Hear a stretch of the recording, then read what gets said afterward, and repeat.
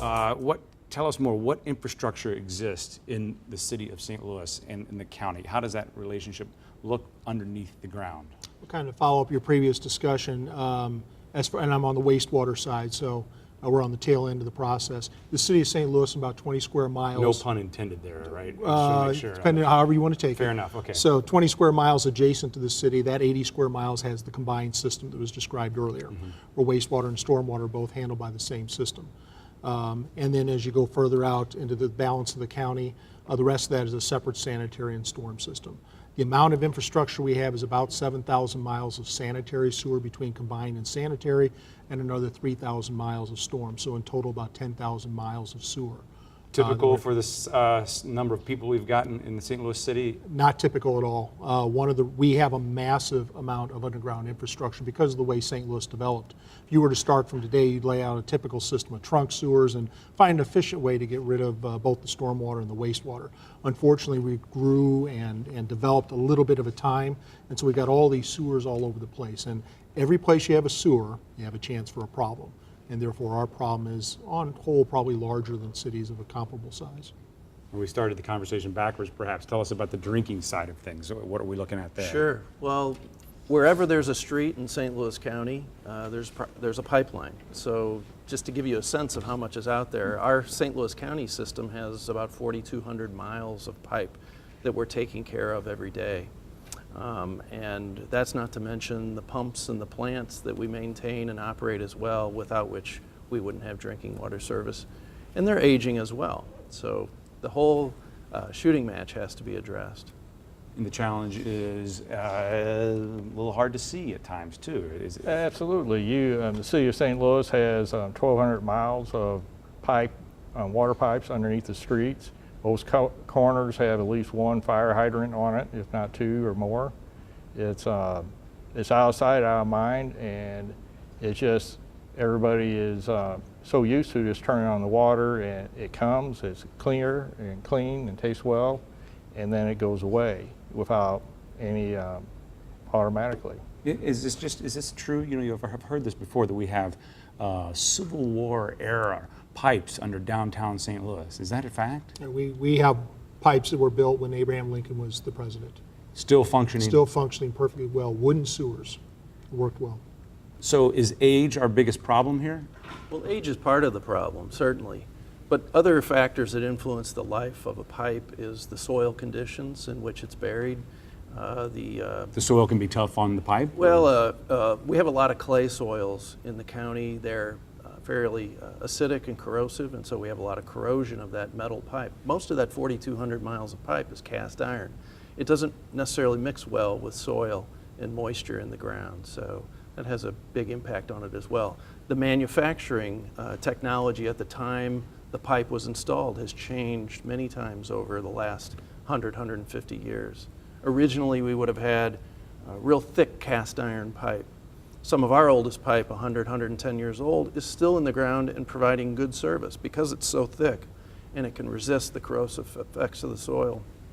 But you get into the late 20s through the 1950s and the technology improved and manufacturing was able to make a much thinner walled pipe. Saved a lot of money in the manufacturing process, but those pipes in a similar corrosive environment aren't lasting as long before they corrode through and we end up with failures on the mains. Don't build them like we used to. True story, this morning I went to brush my teeth and I had a little red in the water. Turns out they had just done some work and a little rust, you know, whatever. But that's probably the first time I've really thought about it in a long time.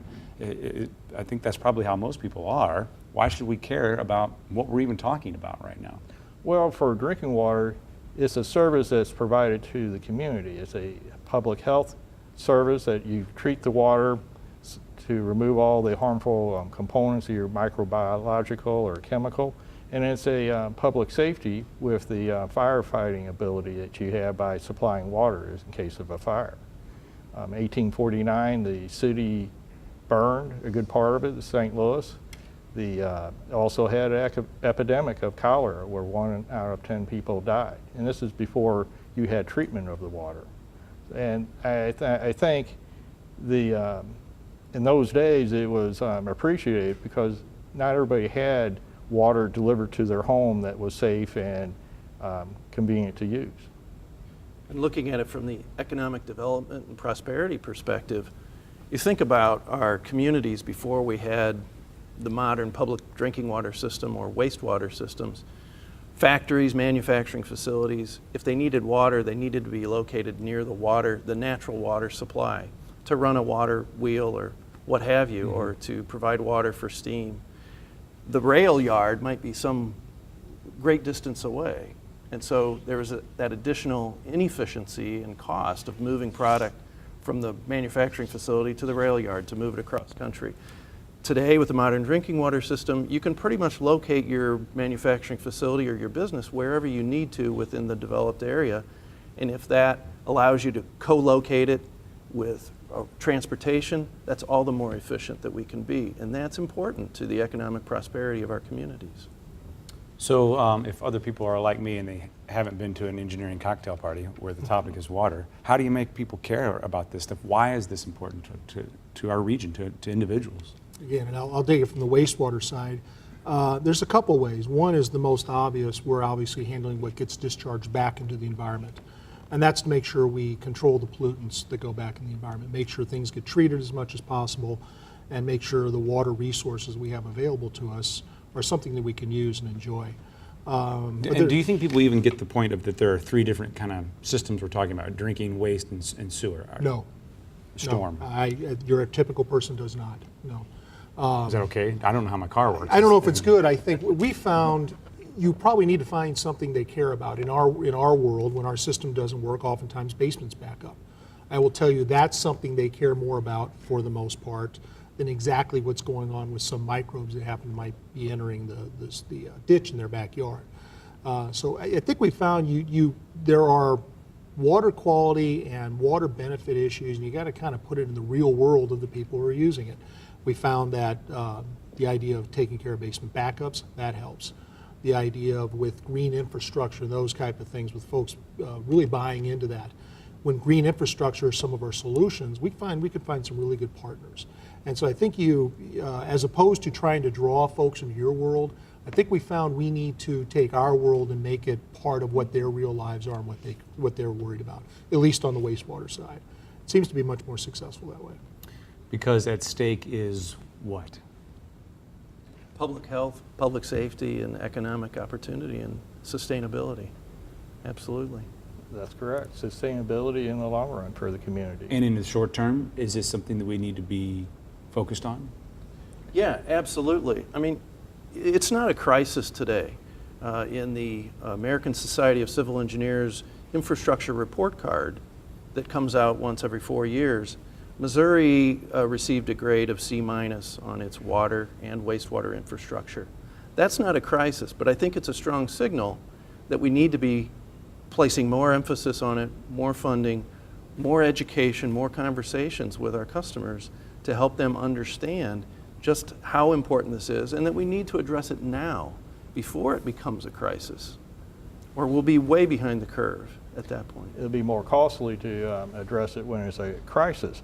And really, we're entering in a new phase in the cycle of like a utility, where we have built up the utilities, we have laid the pipes, they're paid for, they've been paid for by our grandparents or great-grandfather, depending on your age. But now it's coming to the time that over the next 20, 30 years, or perpetually, we'll be replacing what was originally installed. And that has not been much of a consideration or a much large portion of our rates that we have for our systems, because the pipe, it lasted 100 years. So if it's 50 years old, you don't need to collect revenue to replace it.